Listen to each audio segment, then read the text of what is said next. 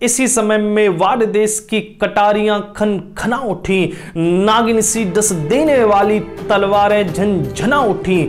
धारण करके सरिया बाना हाथों में ले भाले, वीर महाराणा से ले खिल उठे बोल भोले भोले, उठे बोल भोले भोले। ये ऐसा महाकाव्य हल्दी घाटी का श्याम नारायण पांडे जी ने रचा कि जिसके एक एक अक्षर मानो अंगार है, जिसे आप या पढ़ो या सुनो, केवल आपके भीतर इस मातृभूमि के लिए, इस माटी के लिए मरने और मिटने की इच्छा जागृत हो जाएगी।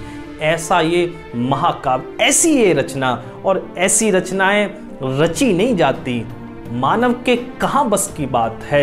ये रचनाएं तो उतरती हैं किसी आवेश में, किसी आक्रोश में, किसी भाव में, किसी करुण क्रंदन में। ऐसी रचनाएं उतरती हैं। ऐसी ही ये रचना है। तो इस गाथा का प्रारंभ कवि महाराणा प्रताप की समाधि से करते हैं, चावंड से करते हैं, जहां महाराणा चिरकाल से विश्राम प्राप्त किए हुए हैं। उसी समाधि पर अपने काव्य पुष्पांजलि को अर्पण करते हुए कवि कहते हैं कि बंडोली है यहीं पर है समाधि सेनापति की, महातीर्थ है यही वेदिका, यही अमर रेखा स्मृति की। आज यहीं इस सिद्धपीठ पर फूल चढ़ाने आया हूँ, आज इसी छतरी के भीतर सुख दुख गाने आया हूँ, सेनानी को चिर समाधि से आज जगाने आया हूँ। कवि महाराणा प्रताप की समाधि को महातीर्थ कह रहे हैं, सिद्ध पीठ कह रहे हैं, और वास्तव में तो सिद्ध पीठ यही तो है जो स्वाभिमान के लिए, इस मिट्टी की रक्षा के लिए, धर्म के लिए अपना जीवन बलिदान कर गए। इनसे बड़ा सिद्ध पीठ, इनसे बड़ा महातीर्थ और कौन हो सकता है। कवि कहते हैं कि सुनता हूं वह जगा हुआ था जौहर के बलिदानों से, सुनता हूं वह जगा हुआ था बहनों के अपमानों से, सुनता हूं स्त्री थी अंगड़ाई अरि के अत्याचारों से, सुनता हूं वह गरज उठाता कड़ियों की झनकारों से। सजी हुई है मेरी सेना पर सेनापति सोता है, उसे जगाऊंगा विलंब अब महासमर में होता है। पाठक तुम भी सुनो आंखों में पानी भरकर, अब होती है आरंभ कथा, बोलो मंगल कर शंकर, जय जय जय भवानी शंकर। यहाँ कवि इस कथा को आरंभ करते हैं महादेव को स्मरण करके, महादेव की जय जयकार से कथा आरंभ होती है। महाराणा प्रताप अपने भाई शक्ति सिंह के साथ जाते हैं आखेट के लिए, शिकार के लिए। शिकार खेलने क्यों गए थे? क्योंकि ये एक उत्सव था, अहेरिया उत्सव। जब भी कोई मेवाड़ के सिंहासन पर बैठता था, राणा बनता था, तो ये अहेरिया उत्सव मनाया जाता था। महाराणा प्रताप मेवाड़ के सिंहासन पर बैठे तो ये उत्सव मनाया गया। लेकिन कैसे राज्याभिषेक हुआ, थोड़ी सी इसकी भूमिका में चलते हैं। महाराणा प्रताप से करीब 800 वर्ष पूर्व हुए उनके ही पूर्वज बप्पा रावल, और इन्हीं बप्पा रावल के 60 वर्ष बाद हुए एक महाराज खुम्माण। ये खुम्माण चित्तौड़ के शासक बने। खुम्माण रासों में वर्णन है कि इन्हीं के समय में बगदाद के खलीफा ने आक्रमण किया भारत पर। चित्तौड़ के रण मैदान में खलीफा की विशाल सेना, जिसका एक छोर से दूसरा छोर नहीं दिखाई देता था, ऐसी सेना आकर सज चुकी थी। महाराज खुम्माण ने पूरे भारतवर्ष में पत्र भेजे हिंदू राजाओं को कि मैं तो अंत तक लड़ूंगा, सामने भले ही शत्रु प्रबल है, लेकिन मैं इस विधर्मी को इस भारतवर्ष के द्वार में ऐसे ही तो प्रवेश नहीं करने दे सकता। मैं अंत तक जूझने के लिए तत्पर हूं। अगर आपको भी लगे कि धर्म के लिए, इस माटी के लिए, मातृभूमि के लिए लड़ना हमारा भी कर्तव्य है, तो आप सभी आमंत्रित हो। उस समय लिखा जाता है कि कश्मीर से सेतुबंध तक अनेकानेक हिंदू राजा, चाहे वो छोटे राजा चाहे वो बड़े राजा, अपनी अपनी सेना लेकर चित्तौड़ पहुंचे। महाराज खुम्माण ने ही उस युद्ध की बागडोर संभाली, और ऐसा भयंकर युद्ध हुआ कि बगदाद के खलीफा की वो सेना चित्तौड़ से वापस नहीं जा पाई। उसी धूल में उसे मिला दिया गया। तब से जो चित्तौड़ के शासक थे, उन्हें जब कोई भी वीरोचित वो कर्म करते थे तो उन्हें खुम्माण कहकर ही पुकारा जाता था। तो इतना ज्यादा सम्मानजनक ये शब्द खुम्माण हो गया था। अब इसी वंश के सैकड़ों वर्षों में अनेकानेक राजा हुए जो खुम्माण कहलाए, चाहे वो राणा कुम्मा हो, चाहे वो राणा सांगा हो। समय पहुंचता है अब राणा उदय सिंह के पास। राणा उदय सिंह ने अपना जीवन बड़ा ही उथल पुथल भरा देखा। जहां पर वे युद्ध से काम ले सके वहां भरपूर युद्ध किया, और जहां पर नीति नियम से काम लिया वहां पर वे शेरशाह सूरी को अपनी चाबियां भी भिजवा देते हैं गढ़ की। अपने राज्य को बचाए रखा ताकि कभी ये राज्य सशक्त होकर मुकाबला कर सके बड़ी शक्तियों का। राणा उदय सिंह का अंतिम समय पहुंचा 1572 गोंगदा में। यहां राणा उदय सिंह का शरीर शांत हुआ तो पीछे छोड़ गए 18 रानियां, 20 पुत्री और 24 पुत्र। इन्हीं 18 रानियों में एक रानी थी धीरबाई। इन्हीं का एक पुत्र था जगमाल। धीरबाई चाहती थी कि जगमाल राजा बने, महाराणा प्रताप नहीं। इसीलिए धीरबाई ने, क्योंकि विशेष प्रेम था राणा उदय सिंह का धीरबाई पर, धीरबाई ने मोहर लगवा दी थी जगमाल के नाम की। यहां राणा उदय सिंह का शरीर शांत हुआ और वहां पर महल में षड्यंत्र शुरू हो गया। कुछ एक स्वार्थी सामंत भी साथ हो गए थे जगमाल के। तब यहां पर धीरबाई ने राज्याभिषेक की तैयारियां शुरू कर दी, क्योंकि होता यही था कि जिस दिन राणा की मृत्यु होगी उसी दिन किसी को राणा बनाना ही पड़ेगा। एक दिन भी वो सिंहासन रिक्त नहीं रखा जा सकता। महाराणा प्रताप को ये सूचना मिल चुकी थी, इसलिए प्रताप नहीं चाहते थे कि कोई द्वंद्व हो, अपने ही भाई से लड़ना पड़े, अपनी ही मां से विरोध करना पड़े। ये उनके न स्वभाव में था न संस्कार में था, इसीलिए चुप रह गए। अपने पिता की अर्थी के साथ ही शमशान पहुंच गए।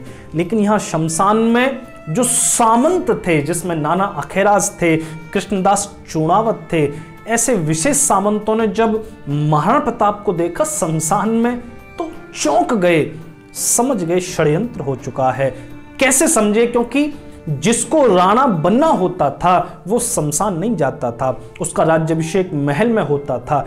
कोई और जाकर, कोई दूसरे पुत्र ही जाकर उस संस्कार को संपन्न करते थे। लेकिन यहां पर कुंवर प्रताप को देखकर सामंत समझ गए कि जरूर कोई षड्यंत्र है, क्योंकि राणा जिनको बनना था ये यहाँ पर क्या कर रहे हैं।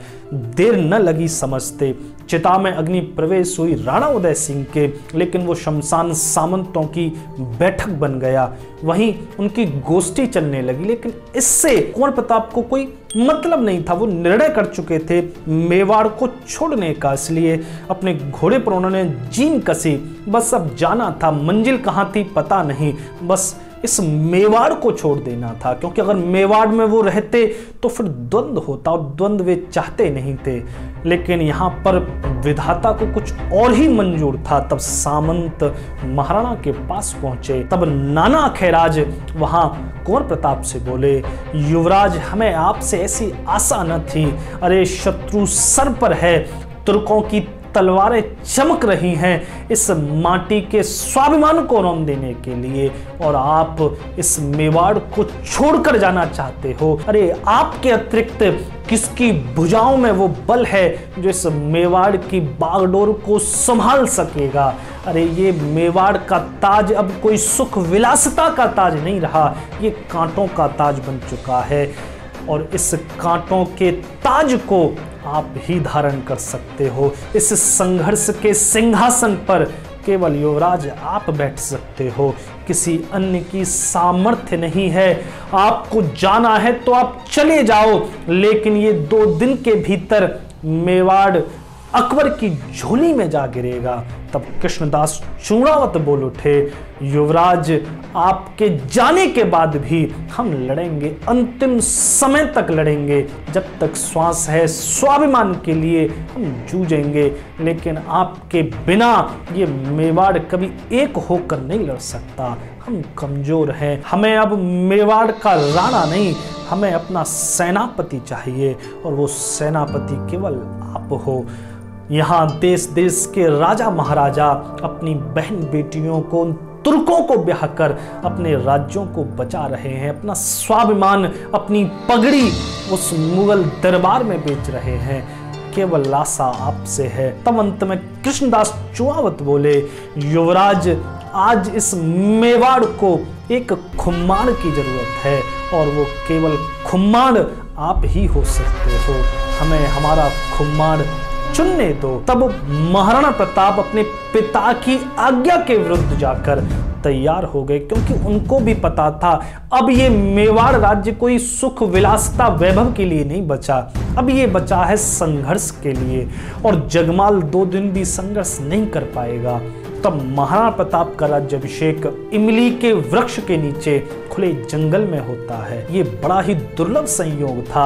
महाराणा प्रताप को कोई उनके पिता ने नहीं चुना था, राजवंश ने नहीं चुना था, महाराणा प्रताप को चुना था स्वयं मेवाड़ ने, स्वयं मेवाड़ की प्रजा ने, इन भीलों ने चुना था कि आप ही हमारे राणा हो, जैसे कभी बप्पा रावल को मेवाड़ ने चुना था। मौर्यवंश असमर्थ था इन विधर्मियों को रोकने में, डूब चुका था विलासिता में। तब इस मेवाड़ की धरा ने, इस मेवाड़ की प्रजा ने काल भोज को बप्पा कहकर संबोधन किया, पिता कहकर पुकारा।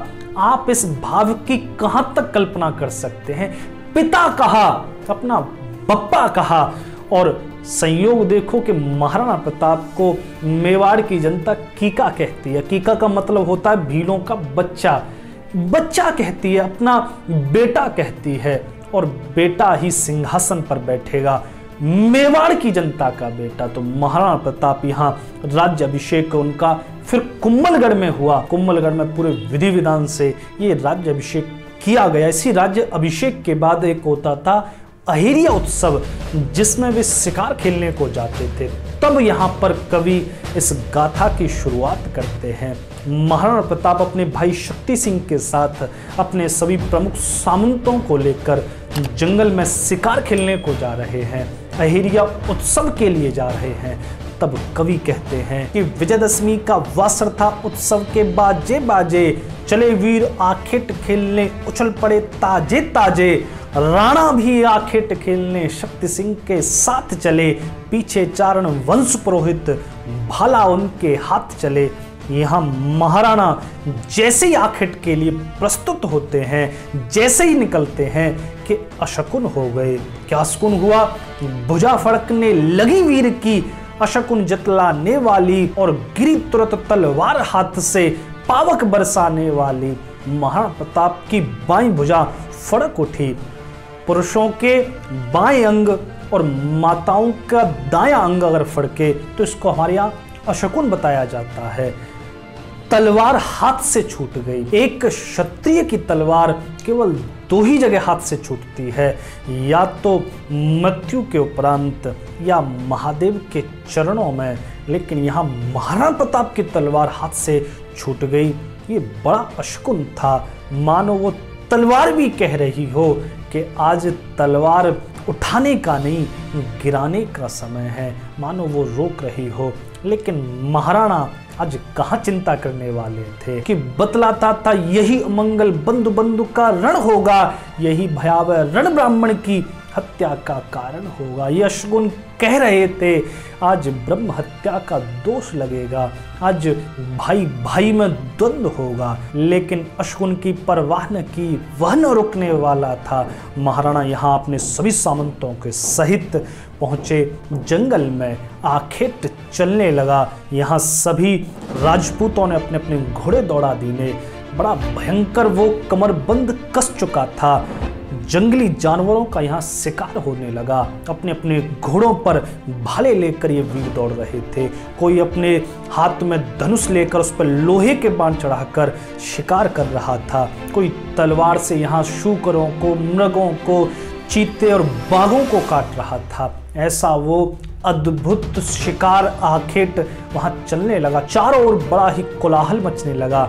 साथ में बज रहे नगाड़े, भेरी, मृदंग भयंकर शोर कर रहे थे कि घोर विपिन में पहुंच गए, कातरता के बंधन तोड़े, हिंसक जीवों के पीछे अपने अपने घोड़े छोड़े।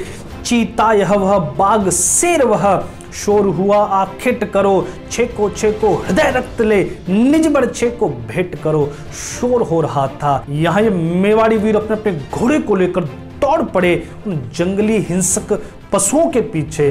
शोर चल रहा था, भाले से वार करो, तीर और धनुष से वार करो, तलवार से काटो, हृदय पर वार करो कि लगा निशाना ठीक हृदय में, हृदय पगा जाता है वह। चीते को जीते जी पकड़ो, रीछ भगा जाता है वह। उड़े पखेरु भाग गए मृग, भय से शशक श्यार भगे। क्षण भर थमकर भगे मत्त गज, हरिण हार के हार भगे। हाय की हिन हिन हुंकारों से, भीषण धनु की टंकारों से, कोलाहल सा मच गया मेवाड़ी ललकारों से। भयंकर कोलाहल मचा। ये कोलाहल पहुंचा एक सिंह के कानों में। एक बड़ा ही भयंकर सिंह अपनी गुफा में विश्राम कर रहा था। बार बार ये कोलाहल जाता, बार बार वो जागता, आंखें खुलता, लेकिन अलसाई आंखों को फिर बंद कर लेता। कि एक केसरी सोता वन में गिरगहवर के अंदर, और रौं की दुर्गंध हवा से फैल रही थी इधर उधर, और सिर के केसर हिल उठते जब हवा झुरकती थी झुरझुर, और खून सने तीखे दांतों से मौत कांपती थी थरथर। यहाँ ये सिंह निर्भय होकर सो रहा है। खून से सने उसके तीखे वो दांत हैं जिन्हें देखकर मृत्यु भी कप जाए। अंधकार की चादर ओढ़े निर्भय सोता था नाहर, और मेवाड़ी जन मृगया से कोलाहल होता था बाहर। बार बार वो कोलाहल कान में पड़ता, लेकिन इसकी फिक्र कहाँ थी उस नाहर को, उस सिंह को। लेकिन जब कोलाहल बहुत ज्यादा हुआ तो एकदम से जाग उठा, क्रोधित हो गया ये सिंह कि सो न सका, उठ गया क्रोध से, तन अगड़ाकर झाड़ दिया, और हिलस उठा गिरगहवर जब नीचे मुख चिंगार किया। कि धीरे धीरे चला केसरी आंखों में अंगार लिए, और लगे घिरने राजपूत सब भाला बरछी तलवार लिए। सिंह को जब यहाँ इन वीरों ने देखा तो चारों ओर से इस सिंह को घेरने लगे। अपना भाला, अपनी तलवार, अपनी बरछी लेकर इस सिंह को बीच में घेर लिया। लेकिन ये सिंह भी खूंखार था, यहाँ ये रुकने वाला नहीं था इनसे। बड़ा ही वो सिंह और उन मेवाड़ी वीरों में वहां पर वो आखेट चलने लगा। सिंह आखेट कर रहा है राजपूतों का, राजपूत आखेट कर रहे हैं उस सिंह का। कि वीर केसरी रुका नहीं उन क्षत्रिय राजकुमारों से, डरा न उनकी बिजली सी गिरने वाली तलवारों से। छका दिया कितनों को लड़ना सिखा दिया, दिखा दिया कितनों को हमने माता का दूध पिया। ये सिंह भयंकर तांडव करने लगा। जिस घोड़े में अपने दांत गड़ा देता, जहां से भी गड़ा देता वहीं से चीर देता। सैनिकों के उन खोपड़ी को पकड़कर धड़ से उखाड़ लेता। ये कहां रुकने वाला था। मानो कह रहा हो कि चेत करो तुम राजपूत हो, राजपूत अब ठीक बनो। मौन मौन कह दिया सभी से, हमसे तुम निर्भीक बनो। राजपूतों को उनकी राजपूती आज ये सिंह याद करा रहा है, हमसे तुम निर्भीक बनो। अरे राजपूत हो, निर्भय होकर आओ सामने। ऐसा सिंह का वहां पर ये द्वंद्व चल रहा है। तब शक्ति सिंह समझ गए ये किसी के रोके नहीं रुकेगा। तब शक्ति सिंह आगे आए, अपना भाला हाथ में लीना, अपने घोड़े को दौड़ाकर उस सिंह के सम्मुख पहुंचे। सिंह भी तत्पर था शक्ति सिंह पर वार करने को। तब शक्ति सिंह ने अपना भाला संभाला, उस भाले की चोट उस सिंह पर कीनी। कि घोड़ों की घुड़दौड़ रुकी, लोगों का बंद शिकार हुआ। कि शक्ति सिंह ने हिम्मत कर उस पर बर्छी का वार किया। यहाँ शक्ति सिंह ने वार किया अपनी बर्छी से, लेकिन उस सिंह का उससे कुछ भी नहीं बिगड़ा। बस चोट लगने से वो और भयंकर क्रोधित हो गया। आहन की बिगड़ी न बात, चमड़ी के भीषण बाहन की, और कठिन तड़ित सा तड़प उठा, कुछ भालों की परवाह न की। यहाँ पर वार शक्ति सिंह का हो चुका था, अब बारी थी उस सिंह की। सिंह नहीं चूकने वाला था, एक वार और यहाँ शक्ति सिंह धराशायी हो जाते। सिंह जैसे ही पीछे को झुका झपटने के लिए, तभी पीछे से महाराणा प्रताप अपना भाला लेकर अपने घोड़े को दौड़ाते हुए आए। बीच में शक्ति सिंह खड़े हुए हैं, दूसरी ओर सिंह है। तब यहाँ पर महाप्रताप शक्ति सिंह से गरजते हुए बोले कि सामने से हटो, मुझे इस सिंह का शिकार करने दो। कि काल सदृश राणा प्रताप झट तीखा सूल निराला ले, बड़े सिंह की ओर झपट कर अपना भीषण भाला ले। ठहरो ठहरो कह सिंह को लक्ष्य बनाकर ललकारा, और शक्ति सिंह तुम हटो सिंह को मैंने अब मारा मारा। यहाँ पर महाराणा प्रताप ने जैसे ही भाला लेकर शक्ति सिंह से कहा कि सामने से हटो, मैं इस सिंह की छाती में ये भाला उतार दूंगा। लेकिन यहाँ पर शक्ति सिंह को ये बात चुभ गई, अपमान सा लगा कि मेरी रक्षा के लिए कोई और आए, मैं इस सिंह से भयभीत होकर पीछे हट जाऊं, अपमान लगा। राजपूत अपमान न सहते, परंपरा की बान यही, हटो कहां राणाने पर उसकी छाती तान रही। वो राजपूत ही क्या जो छाती की जगह पीठ दिखा दे। शक्ति सिंह की छाती उत्तान रही। जब महाराणा ने देखा कि शक्ति सिंह नहीं हट रहे, तब राणा ने अपना घोड़े को दूसरी ओर मोड़ा और ऐसा वार किया उस सिंह पर कि सिंह वहीं धराशायी हो गया। लेकिन ये अपमान हो गया शक्ति सिंह का। शक्ति सिंह यहाँ पर बिगड़ उठे कि शक्ति सिंह ने कहा बने हो सूल चलाने वाले तुम, पड़े नहीं हो शक्ति सिंह सम किसी वीर के पाले तुम। यहाँ पर बिगड़ उठे शक्ति सिंह, अरे तुम क्या भाला चलाने वाला अपने आप को श्रेष्ठ समझते हो? तुम्हारा अभी मुकाबला किसी मुझ जैसे वीर से नहीं हुआ। शक्ति सिंह यहाँ पर अनर्गल बोलने लगे, क्यों कहते हो हटूं, हूं वीर नहीं रणधीर नहीं, क्या सीखा है कहीं चलाना, भाला बर्छी तीर नहीं, आपने मुझसे हटने को कैसे कहा? अरे क्या मेरे भाले की धार में कोई कमी है या फिर मेरी भुजाओं के बल में कोई कमी है? मैं इस शावक को भाले से नहीं अपने दोनों हाथों से ही चीर देता। आपने मेरा अपमान कर दिया। यहाँ पर शक्ति सिंह बरस रहे हैं महाराणा प्रताप पर। यह लड़ाई बहुत पुरानी है, पिता की वजह से ही दोनों भाइयों में बार बार ये अनबन पैदा होती थी। लेकिन यहाँ पर महाराणा प्रताप हमेशा से ही क्षमा करते आ रहे हैं शक्ति सिंह को। लेकिन अब बहुत हो गया, राणा बन चुके हैं, महाराणा बन चुके हैं। यहाँ पर सिर्फ अपमान भाई का नहीं, मेवाड़ के राणा का है। तब एकदम से महाराणा बोले, अरे बोले राणा क्या बकते हो, मैंने कुछ कहा नहीं। शक्ति सिंह तुम्हारी बुद्धि खराब हो गई है, मैंने तुमसे क्या कहा है, तुम व्यर्थ ही इस रार को क्यों बढ़ावा दे रहे हो? लेकिन यहाँ पर शक्ति सिंह बहुत बोल चुके थे। तब अंत में यहाँ पर महाराणा बोले, अरे राजपूत कुल के कलंक, धिक्कार तुम्हारी वाणी पर, और जो बिना बात के झगड़ पड़े वज्र गिरे उस प्राणी पर। यहाँ पर महाराणा ने भी धिक्कार दिया शक्ति सिंह को। बस क्या था, भाले हाथ में आ गए, दोनों वीर एक दूसरे के सामने हो गए। जंगल की वो भूमि दोनों भाइयों के लिए रण मैदान बन गई। कौन रोकता, सब सशंकित खड़े थे। कोई सामंत, कोई राजकुमार आगे आने की हिम्मत नहीं कर सकता था। दोनों भाई एक दूसरे पर अपना अपना भाला लेकर टूट पड़े। दोनों ही वीर थे, दोनों ही विद्या में पारंगत थे। कोई भी कम नहीं था, किसी की भी भुजाओं का बल किसी से कमजोर नहीं था। बड़ा ही वो अद्भुत द्वंद्व उस जंगल में चलने लगा कि देख भभकती आग क्रोध की। शक्ति सिंह भी क्रुद्ध हुआ और फिर कलंक की वेदी पर उन दोनों का युद्ध हुआ। उस कलंक की वेदी पर ये दो भाई आपस में ही जूझने लगे कि क्षण क्षण लगे पैतर देने।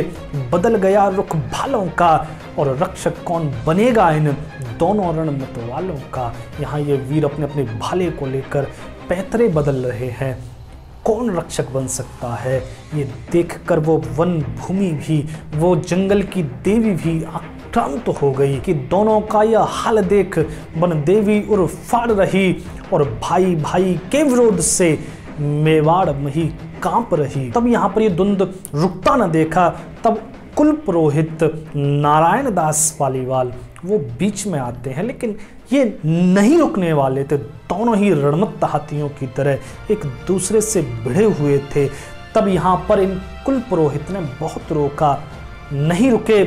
तब एक कटार लेनी, बस एक ही उपाय था कि मेवाड़ के स्वाभिमान की रक्षा के लिए, मेवाड़ के भविष्य के लिए, इस माटी के लिए अपना जीवन ही बलिदान कर दिया जाए। तब उन कुल पुरोहित ने अपनी छाती में वो खंजर उतार दिया, वो कटारी उतार दी, उठा लिया विकराल छुरा, सीने में मारा ब्राह्मण ने, उन दोनों के बीच बहा दी शोणित धारा ब्राह्मण ने। यहाँ पर जैसे ही कुल पुरोहित ने अपनी छाती में वो कटार उतारी, रक्त बहा, रक्त का फुब्बारा फूट पड़ा। वो रक्त बहा उन दोनों भाइयों के बीच में। अब यहाँ पर राजपूती संस्कार इतने भी गए गुजरे नहीं थे कि ब्राह्मण के उस रक्त धार के ऊपर ये वीर लड़ सके। लेकिन महाराणा ने देखा ब्रह्म हत्या हो गई, नक्शे सिखा तक कांप उठे। अरे नहीं नहीं नहीं, मेरी वजह से ये हमारे कुल पुरोहित अपना जीवन गंवा गए। ब्राह्मण था वह ब्राह्मण था, हित राजवंश का सदा किया, निज स्वामी का नमक हृदय का रक्त बहाकर अदा किया। यहाँ पर ये ब्राह्मण वीर कुल पुरोहित नारायण दास जी ने अपना जीवन आहुति देकर मेवाड़ का मनो स्वाभिमान ही बचा लिया हो। दोनों भाइयों का वो युद्ध रुक गया। यहाँ पर महाराणा प्रताप ने शक्ति सिंह को देश निकाला दे दिया। इसी के बाद वो मिले जाकर अकबर से।